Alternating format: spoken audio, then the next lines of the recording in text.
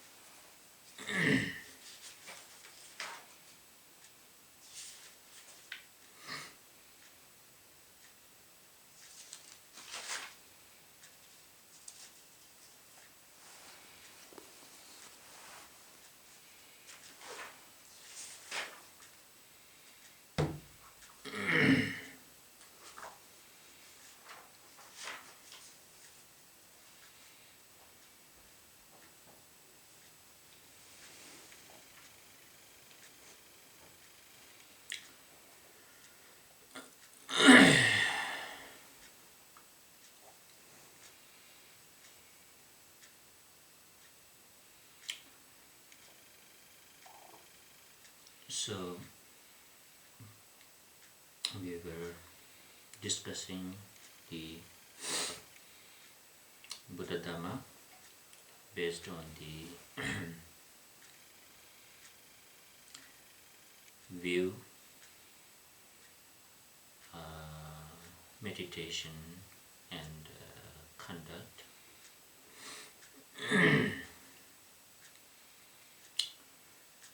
So we have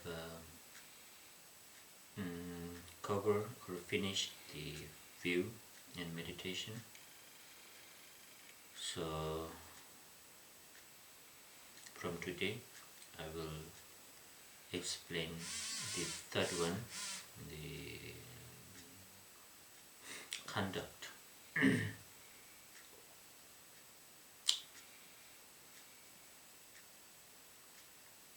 I was trying to base this subject. It is a traditional subject to explain Dhamma, but I was trying to base on the one verse, and that is in the Mahamudra Aspiration. It talks about the view, meditation and conduct.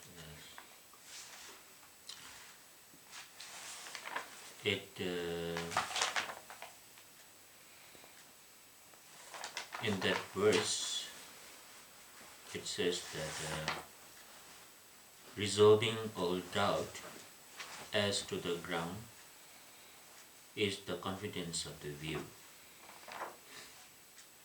Maintaining this without distraction is the main point of the meditation,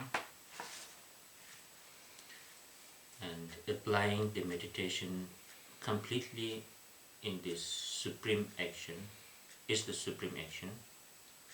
May we have a confidence in the view, meditation and action.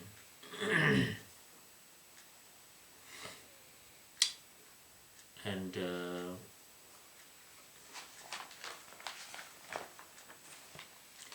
so probably we can say that we have taught about the resolving the doubt upon the ground. We talked about the true truth and so forth. And about the meditation, it's maintaining this view without a distraction means that meditation should be free from the two extremes of exaggerations or denigration. And the third is conduct, applying the meditation completely.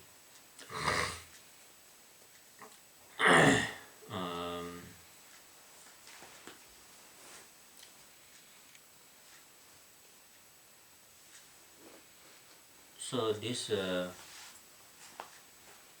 word conduct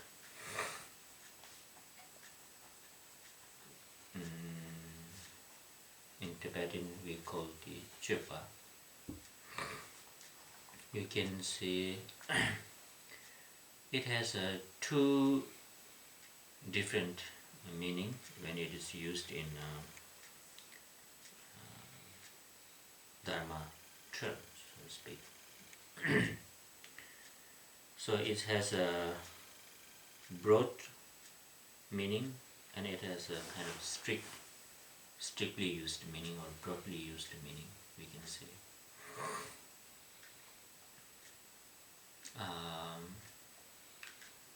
Strictly used, normally you can say that is conduct or Tokpa in Tibetan, Charya in Sanskrit.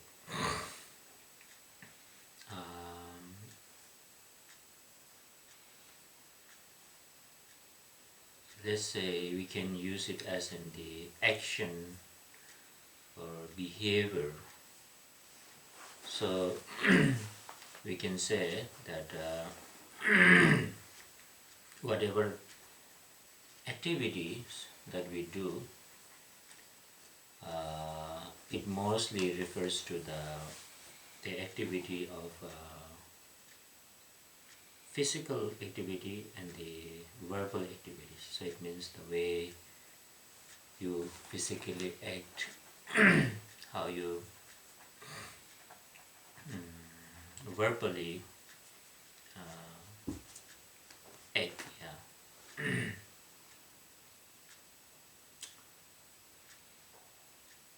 But when we say view, meditation and conduct, so it is more broad meaning it has. So it means, for example, we say Bodhicharya Avadara. It literally means the conduct of Bodhisattva. But it doesn't really mean the conduct, physical or verbal conduct of that Bodhisattva or person. It means more like the way. So it has a more meaning of doing something, whether it is physically, mentally or verbally. So it has a more broad meaning.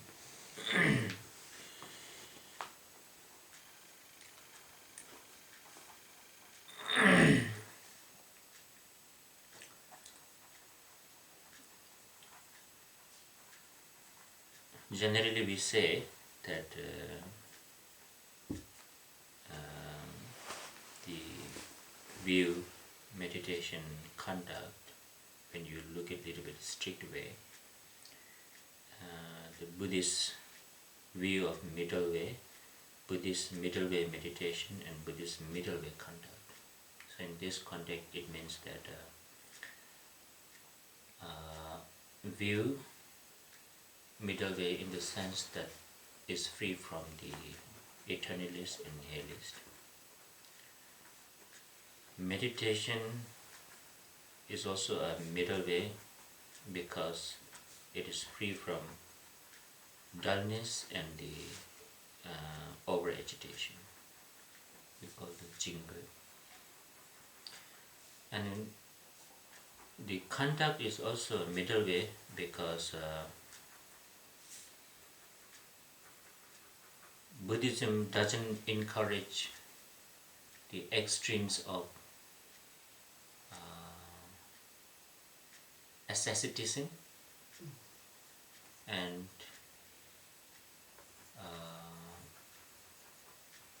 in a way you can say maybe the extreme asceticism and extreme luxuries.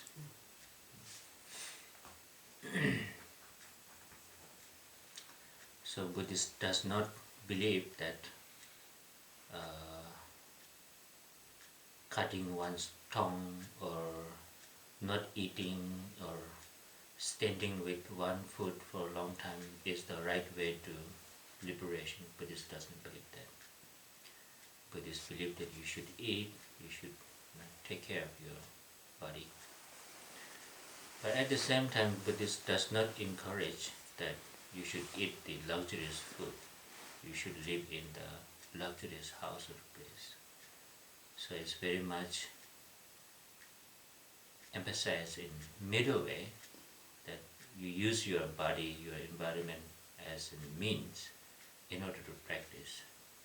Not that you denied it completely, that you destroy the support of the path, as well as you put too much time and energy just to maintain that support.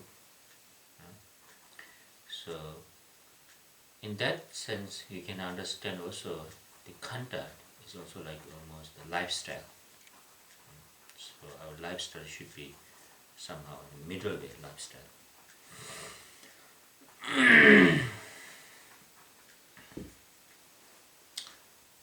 So, but I think in this context, we have to understand it more in the broader way that you can also say, as it says, that the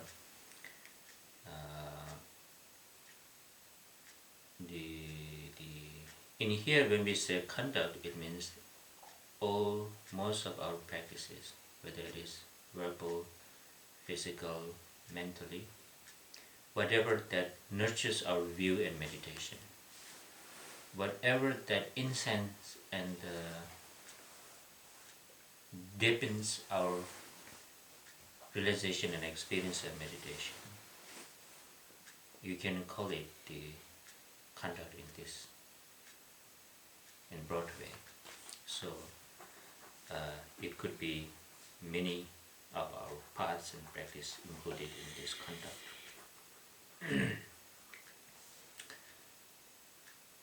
Traditionally, when we talked about conduct, we talked about the 6 paramitas. These are something, actions, or one should apply in order to deepen and strengthen our view and our meditation that we have taught the past few days.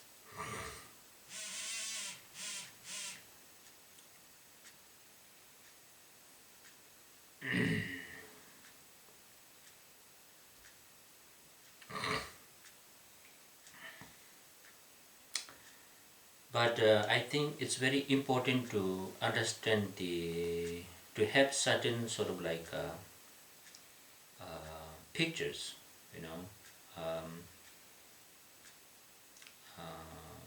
of this conduct or our application. So what is the blueprint, so to speak, or what is the map of our application, the practices we do, whether it is a 6 paramita or shamatha or vipassana. Again, it is very related to the Four Noble Truths, but I think to make it more clear, I think it will be helpful for us to understand in the you can say the 4 folds of 3. So that means you have 3, 3, 3. Altogether you have 12.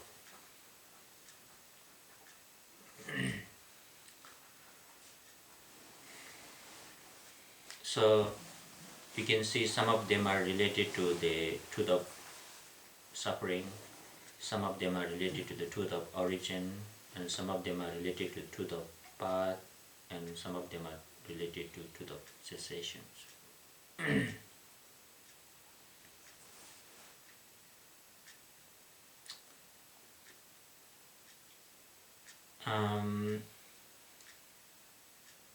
Okay, so if you ask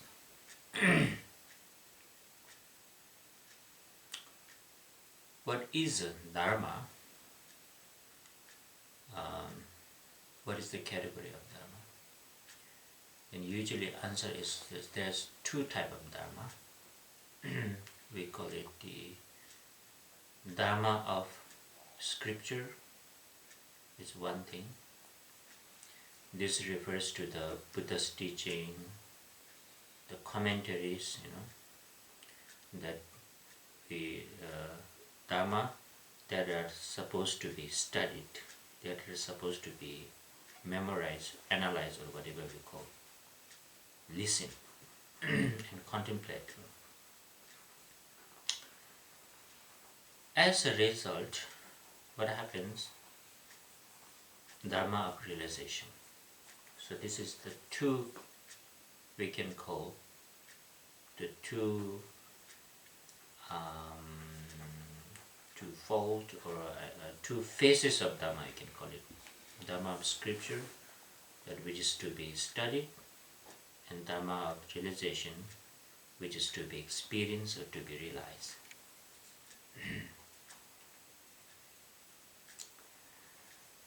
So, okay, let's put it this way to make it easy. It is said that Buddha taught 84,000 methods of teachings of Dharmas because we have 84,000 obscurations related to the different kinds of disturbing emotions. So I think we can talk like this. 3 problems. Okay, imagine that, as Buddha said, that when you are sick, so what you do, you go to doctor. Make sure that doctor is authentic and medicine is authentic. And what happens when you go to doctor will recognize what kind of problems you have. And after recognizing your problem, he will prescribe accordingly to that problem, whatever is needed. And after the prescription, he will give you medicine, and you have to take it accordingly. And you have to listen. You have to follow the whatever lifestyle the doctor will advise you in order to cure. Simple. So if you look at in this process, there's a problem, or let's say the sickness, because it's a problem because we don't like to be sick. It's a suffering, so we want to be free from that.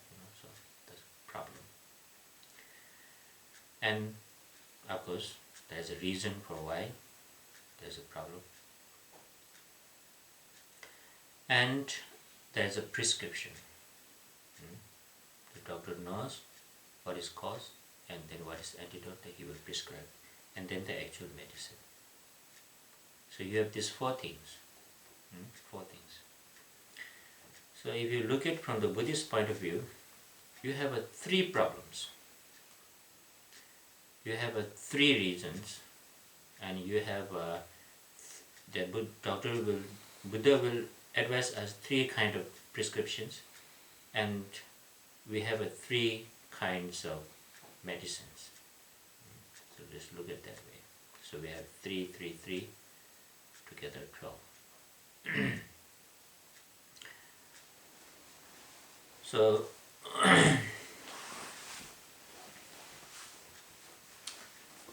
now, so what are the 3 problems?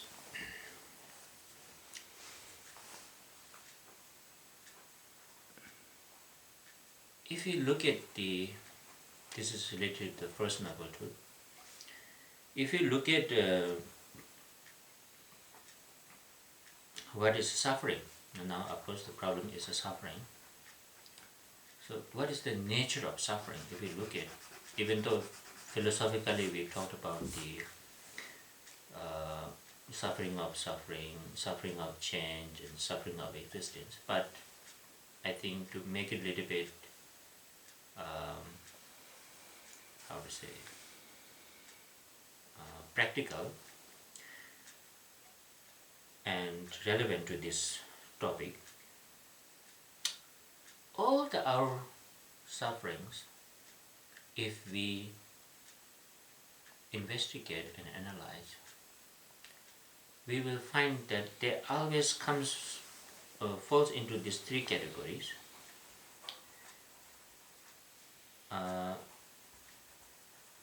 Not getting what you want, and that's why we are suffering. So this is one. Second is that getting or encountering what you don't want. This is second kind of suffering. And the third one is you don't have a choice, and you don't know why it's happening and what it is. You don't know just simply the reality. And because of that, there's some kind of because you don't know the reality, why it's happening, how it's happening, and you don't know what's going to happen tomorrow. So everything becomes this not knowing, and it creates anxiety, uncertainty, the anxiety of uncertainty.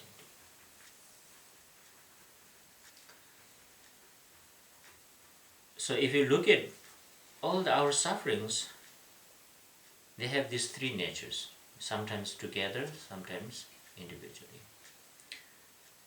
And if you look at this first one, it's actually very much motivated by the hope in this context, that not getting what you want, you're not there, not reaching, you're not success. And second one is fear, is related to the aversion. They say, I'm born as this in this body that I don't like, or this family, or whatever we have. You have something that you don't like, and you wanted to get rid of, but you can't. And it is related to the dislike, attached duality, but dislike. Anger, you're a little bit angry about it. So this hope in fear, or you can say the attachment or anger nature. And the third one is very basic, like you just don't know. You have very limited wisdom. For example, we don't know what's going to happen tomorrow. And for example, you start business, but you don't know how it's going to. So because of that, there's strong emotional reactions, hope and fear. So not knowing, it becomes the uncertainty, and uncertainty becomes the anxiety. We want to make sure what's going on, what's happening.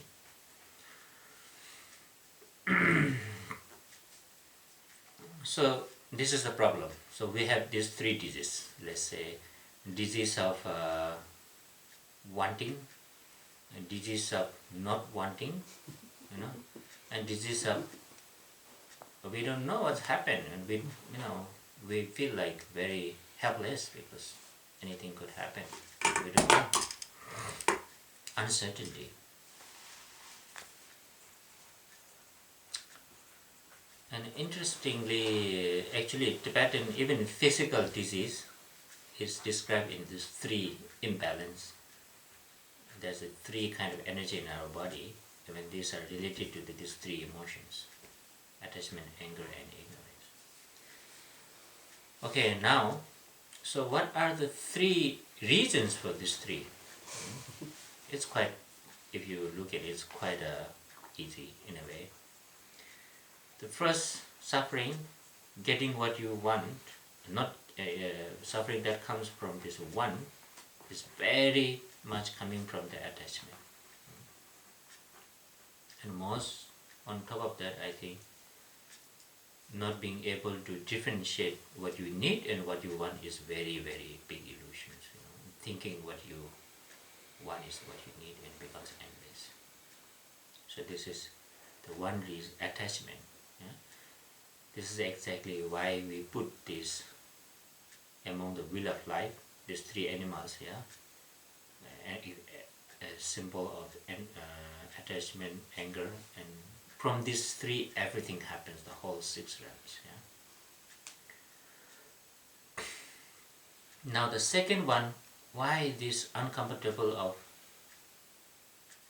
getting rid of something that you have, is coming very much related to dislike, anger, aversion coming from. And why we are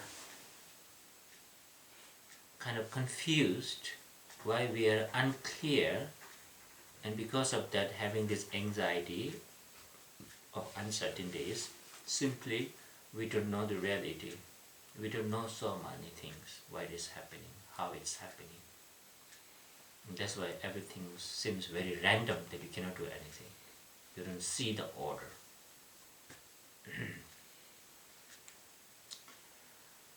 So you have these three: attachment, anger,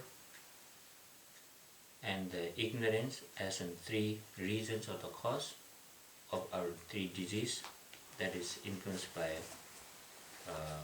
desire, hope, fear, and uncertainty.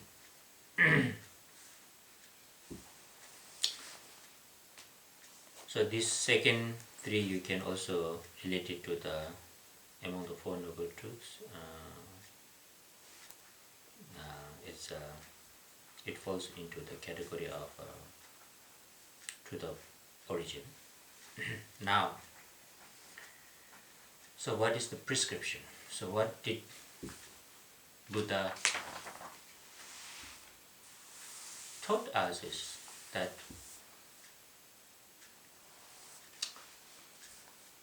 know this 3 suffering as a suffering is like recognizing the disease as a disease.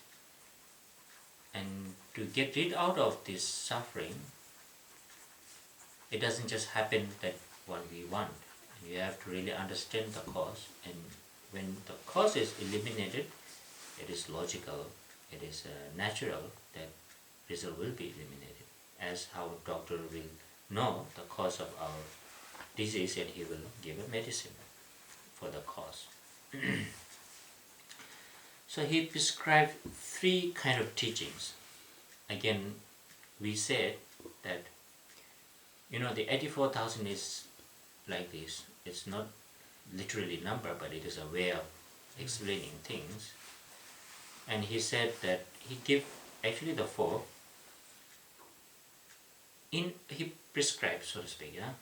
Okay, let's say that in order to eliminate the suffering of that comes from attachment, he prescribed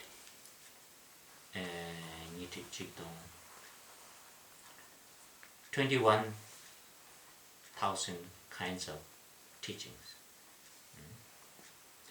And in order to cure the suffering that comes from anger or the aversion, he prescribed similarly 21.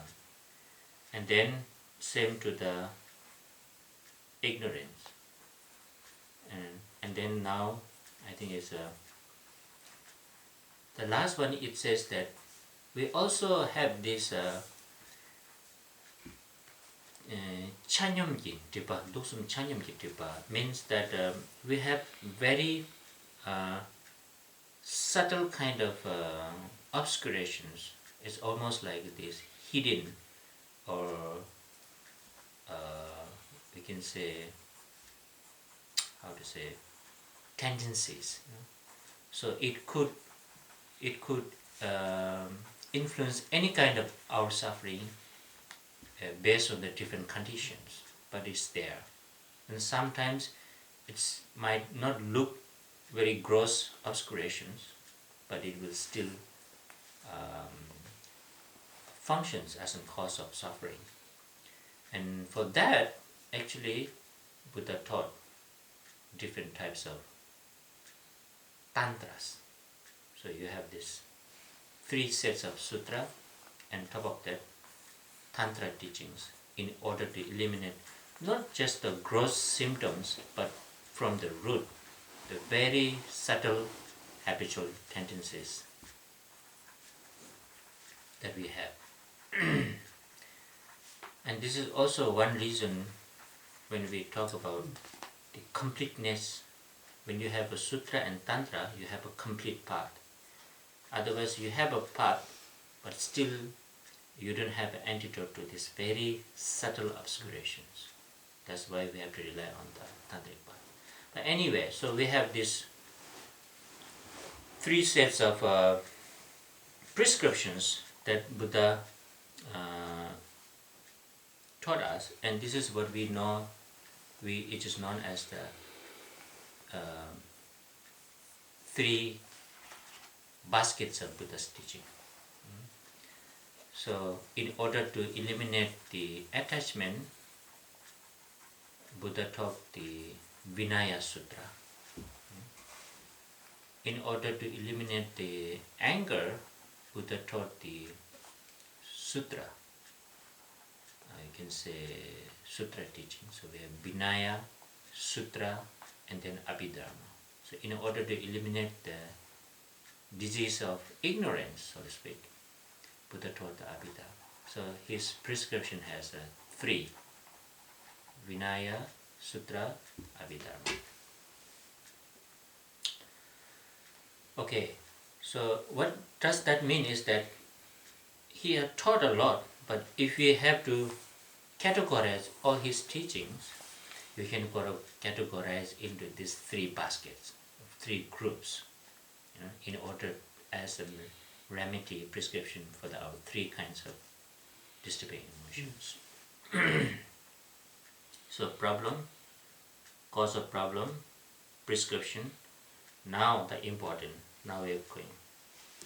So this true Dharma that I was talking about is related to the 2nd and 3rd. So the Buddha's teaching, these 3 baskets, we can call it the Dharma of Scripture. So we have to study, we have to understand through that, we have to rely on that. But now imagine that you went to doctor and he checked you and he knew everything and he gave you a very good prescription, written prescription, right? So what happens? Will it eliminate our suffering? No, yeah. So what you have to do? You have to take that prescription, go to pharmacy, buy a medicine, you have to eat the medicine, right? So this is Dharma of realization happens. So just reading, just studying will give us idea what is going on, but it doesn't necessarily mean that it will eliminate our sufferings. So we have to practice. And this practice also have 3 sets. We call the discipline, concentration, shil, samadhi, prajna, so discipline, concentration, and the wisdom. So you see the relationship. Buddha's prescription of Vinaya is the discipline. The medicine is a discipline. Buddha's prescription of Sutra is the medicine of concentration. And Buddha's prescriptions of Abhidharma is the medicine of wisdom. So through these 3 scriptures Dharma, when we have to practice these 3, discipline, concentration, and the wisdom, and then that will be like going to doctor, getting the right medicine for your disease, and taking the medicine. So this will eliminate our problems. So what I'm trying to say is here that when we say the conduct, it could mean both practicing Dharma of Scripture, studying, as well as practicing discipline, concentration, wisdom, so in a broader way. So it includes everything.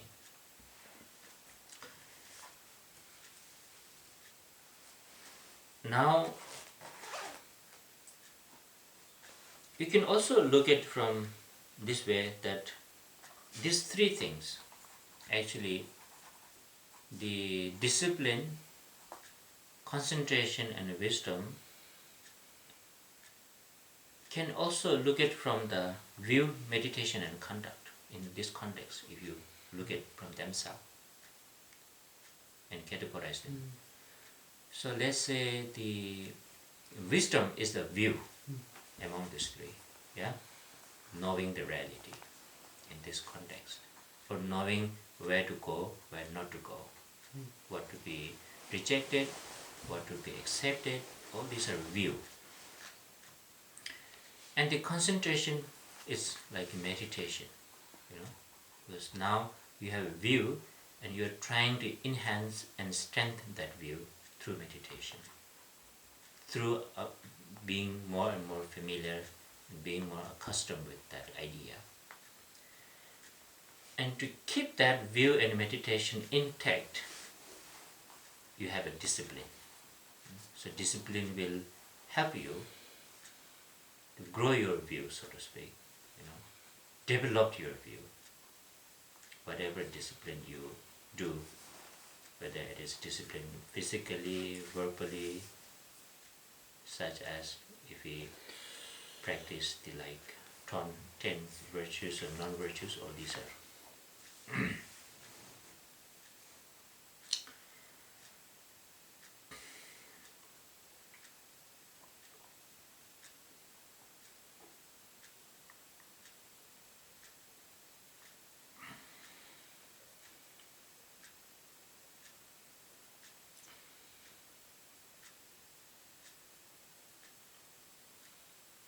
So I think we can understand this view in broader sense in this the conduct. It mostly related with the Dharma of scripture and Dharma of especially the Dharma of realization or practice, application, which are the three: discipline, concentration and wisdom. But why we need these three things? Because we have these three kind of suffering. So also understanding these are also important, or also a part of our conduct, because then it makes sense. Yeah? It's like, why I need medicine? Because I have sickness. And what are the cause of sickness? And where should we rely? I cannot just go to my friend and prescribe, because he don't have a wisdom. So I have to go to the reliable, which is a Buddha, and we have to rely on the Buddha's scripture, which are three baskets or Tripitaka. So I think if you put it together, it will be the 4 sets of 12, 4 problems, 3 kinds of suffering, and 3 sets of 4. 3 kinds of suffering or problem, and 3 kinds of reasons, and 3 kinds of prescription or the Buddha's teaching, and 3 kinds of medicine or practice that we should do. So when you put all this together, then we can also call it practicing the conduct in our daily life. And to do that, we can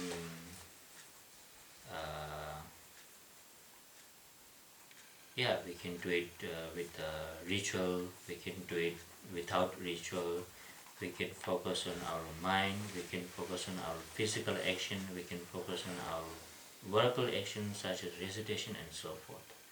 So all these has to be this framework, why I'm doing this, I'm doing for this is reason. So if you have this understanding, then you have this whole framework or the blueprint or the map of where you're going, what you're doing.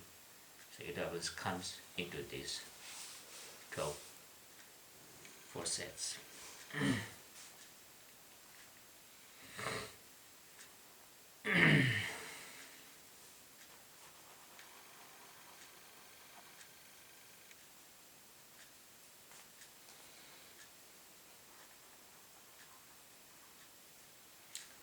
Yeah, so I think I will stop here today.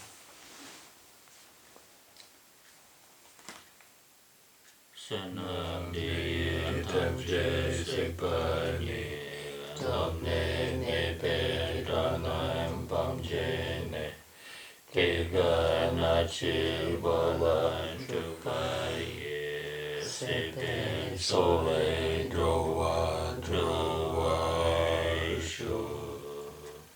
By this merit may all attain omniscience, may it defeat the enemy wrongdoing, from the stormy waves of birth, old age, sickness, and death, from the ocean of samsara may I free all beings.